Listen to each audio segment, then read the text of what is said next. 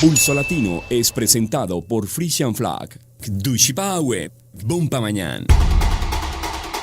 Hoy en Pulso Latino. El primer ministro Mike Eyman visita el Grupo 5 de Formación Social en Manguel Alto, quienes están en la primera fase de su trayecto. El náufrago salvadoreño que estuvo más de un año en alta mar sale a los medios de comunicación, pero su condición no le permitió emitir ni una sola palabra. Varios rumores se están levantando sobre la situación del hospital Horacio Duber. Por un lado, la dirección a cargo del ministro Arthur Dowers y por otro lado, el puesto de ministro de Justicia para el parlamentario Andy Bicker. La situación en Venezuela sigue tensa. Ahora se le impiden enviar remesas hacia Colombia. Pacheco, el grande de la televisión colombiana, le dijo adiós a esta vida. Esto es Pulso Latino con Alejandra Forero. Bienvenidos a una emisión más de Pulso Latino, agradecemos por su sintonía. El primer ministro Mike Eyman regularmente está realizando visita a los jóvenes que están en el proyecto de formación social. En esta oportunidad visitó el cuartel de la Marina, donde el Grupo 5 está realizando la primera fase, la cual es la fase militar. 20 jóvenes vestidos con sus uniformes militares están pasando por su periodo de entrenamiento en Manguel Alto. Esto hace parte del entrenamiento que el Grupo 5 de Formación Social debe pasar antes de iniciar con su fase de cursos de formación suministrada por Enseñanza para Empleo. El Grupo 5 recibió la visita del primer ministro Mike Eyman, quien es el motor tras este programa, con el apoyo y cooperación del Ministerio de Defensa de Holanda. ¿Ustedes van a finalizar esta fase de formación social? Fue una de las preguntas que el mandatario Mike Eyman le hizo a los 20 jóvenes que forman parte del Grupo 5, que está en su primera fase de formación, la parte militar. Sí, ministro presidente, indicaron todos de inmediato y con una voz llena de seguridad.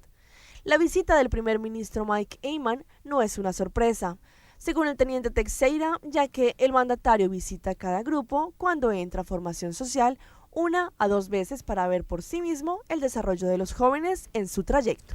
Y como lo anunciamos la semana pasada sobre la noticia del náufrago salvadoreño que vivió más de un año a la deriva en el mar abierto, salió por primera vez frente a los medios de comunicación, quienes estaban esperando las primeras palabras de su travesía. Pero la situación del náufrago fue diferente. Este no dirigió ni una sola palabra a los medios de comunicación.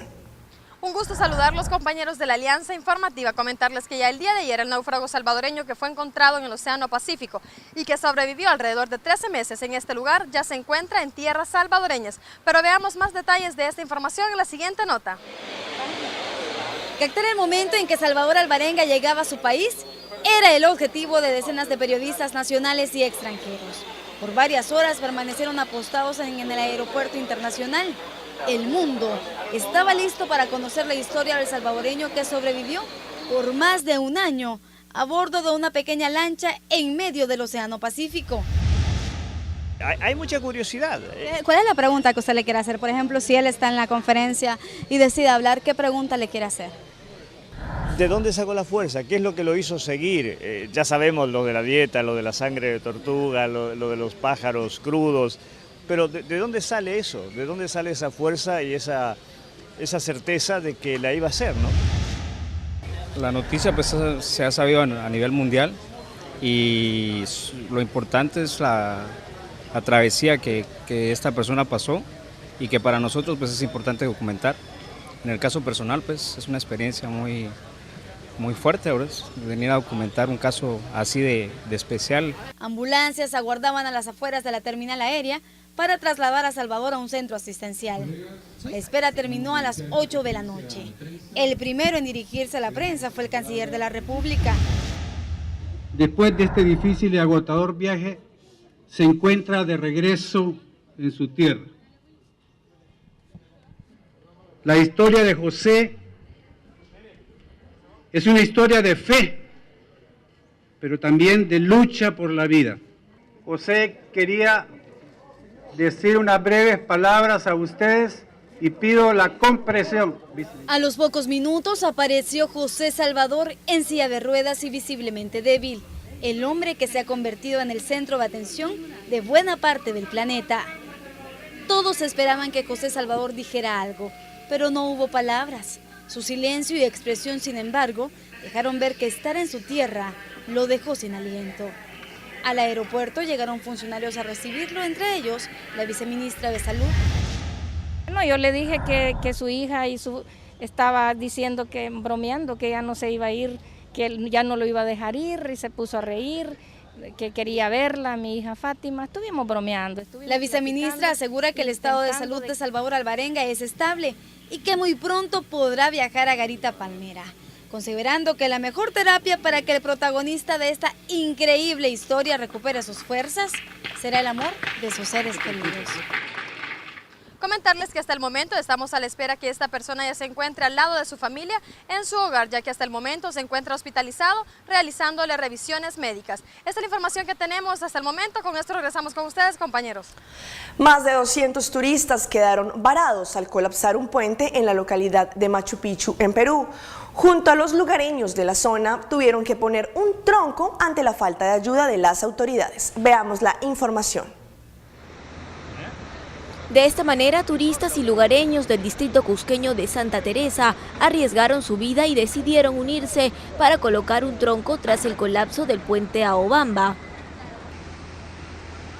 Las intensas lluvias aumentaron el caudal del río, haciendo que la mitad de la infraestructura desaparezca y por consecuencia dejando a más de 200 extranjeros latinos varados en la localidad de Machu Picchu. Pese a ello, lograron poner el enorme madero que sirvió como un improvisado puente que permitió su paso hacia el Cusco. Y es que no había alternativa, pues muchos no tenían el suficiente presupuesto para quedarse en el lugar. Sí. ¿Por qué decidieron ir por esa ruta y no por el tren? Porque el tren es muy caro. Para los turistas es muy caro, $80, se va más arriba de los 100. Sin embargo, los turistas entre chilenos y argentinos coincidieron que las quejas eran por la poca ayuda que recibieron por parte de las autoridades. Nos dieron la información de que Perú Rail estaba apoyando a los turistas que quedaron varados en Santa Teresa. ¿No es cierto? No. La verdad que la chica con la que venimos, somos 4. Venimos con una chica que se dobló el tobillo y pedimos por favor que nos cobrara la tarifa de 10 soles. Por favor, rogamos un montón de cosas y nos dijeron que la única tarifa, la más barata, era de $68. Pero no todos lograron pasar. Alrededor de 50 extranjeros chilenos se vieron obligados a pasar la noche cerca a la central hidroeléctrica de Machu Picchu. Horas más tarde fueron auxiliados por una empresa ferroviaria que los trajo hasta Ollantaytambo. ¿Les han dado hospedaje los de la zona? Así es, les han dado hospedaje. También la policía ha estado ahí para facilitarles, porque ellos de todas maneras pretendían retornar por Santa Teresa. También se supo que otro grupo de turistas optó por caminar durante 8 horas por toda el riel del tren desde Machu Picchu hasta el kilómetro 82 debido a los altos precios del pasaje. ¿Por qué no se subieron al tren? Porque salió $80. 68 el más barato. Nos dieron la información de que Perú Rail estaba apoyando a los turistas que quedaron varados en Santa Teresa. ¿No es cierto? No. Todos, afortunadamente, no sufrieron daño alguno y se encuentran a buen recaudo. Recientemente se ha levantado una serie de especulaciones sobre la situación del hospital y quién va a tomar su dirección, debido a que el doctor Jaime Falconi, exdirector del hospital Horacio Duber, se le terminó su contrato. Se ha comentado que el actual ministro de Justicia, el señor Arthur Dowers, es quien va a tomar la dirección del hospital, pero hasta el momento son simples especulaciones. La posibilidad está abierta. Recientemente se han llevado a cabo una serie de especulaciones sobre la nueva dirección del Hospital Horacio Duber de Aruba, debido a la terminación del contrato del exdirector Dr. Jaime Falconi. El caso es que se ha especulado que el actual ministro de Justicia, el señor Arthur Dowers, es quien va a tomar la dirección del hospital, pero hasta el momento se quedan en simples especulaciones, ya que el mismo ministro Dowers indica que esa decisión no la toma el gobierno y hasta el momento no hay una junta o comisión de supervisión que defina cuál es la situación con la dirección del hospital. Estos rumores acerca de que el ministro Arthur Dowers podría ocupar el cargo del director del hospital es una posibilidad que, según el ministro de Salubridad, Dr. Alex Schwengel, ve con acierto, ya que, según él, es una persona muy capacitada para este cargo. Hasta este momento, el ministro Arthur Dowers no se ha pronunciado indicando un sí o un no, solo que es una decisión que no se toma a la ligera y que ellos como gobierno no pueden tomar. Lo que sí es cierto es que continuará con su función como ministro de Justicia de Aruba.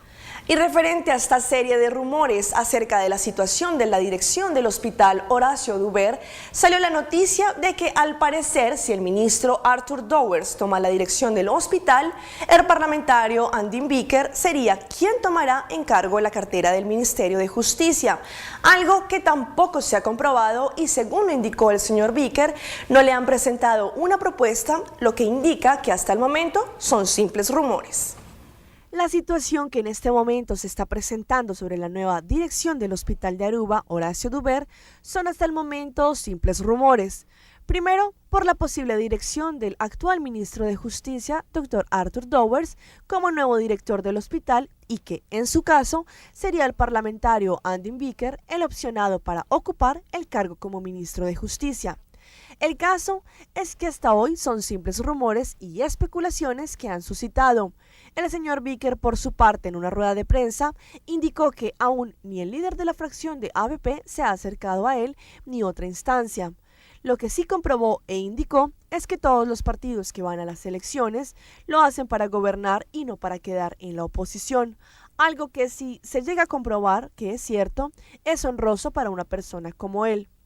Lo que sí es cierto es que si esto se llega a finiquitar, sería una decisión que levantaría toda clase de opiniones en la comunidad, ya que el señor Andin Bicker no pertenece al partido que está en el gobierno en este momento. Como dice el refrán popular, amanecerá y veremos. Cambiando de ámbito, pasamos a noticias internacionales, ya que los presidentes de Perú, Ollanta Humala, y de Colombia, Juan Manuel Santos, acordaron en Cartagena impulsar noticias conjuntas para combatir la criminalidad en la zona de la frontera. Además, el mandatario peruano expresó pleno respaldo a los diálogos de paz con las FARC en La Habana, Cuba. Nuevas acciones conjuntas serán implementadas por las autoridades de Colombia y Perú en la zona fronteriza. Un acuerdo en ese sentido fue suscrito por los presidentes Ollanta Humala y Juan Manuel Santos. Tenemos unos problemas colombianos que van al Perú, a ciertas localidades, a instaurar procedimientos del gota a gota, y eso ha generado toda una dinámica de violencia. El presidente del Perú, Ollanta Humala, en visita de Estado a Colombia, anunció su disposición para ayudar a concretar la paz con las FARC. ¿Cuánto tiempo hemos destinado los diferentes países de América Latina en la consecución de la paz y en consolidar y mantener esa paz? Así que éxitos, presidente, y tiene todo el apoyo del pueblo peruano. Los presidentes de Perú y Colombia acordaron y firmaron un nuevo compromiso en la lucha contra la minería ilegal en la zona fronteriza. La orden para las autoridades es actuar con más contundencia frente a este fenómeno. En Cartagena, Luis Eduardo Maldonado, Noticias Caracol. Vamos a un corte comercial, pero ya regresamos con más información aquí en Pulso Latino. Al regreso. Blossom Restaurant exige millonaria suma para abandonar el predio del Westin Hotel. Conozca algunos de los delitos que se llevaron a cabo a través de la tecnología, como los celulares. El mundo de la televisión en Colombia está de luto. Pacheco le dijo adiós a este mundo.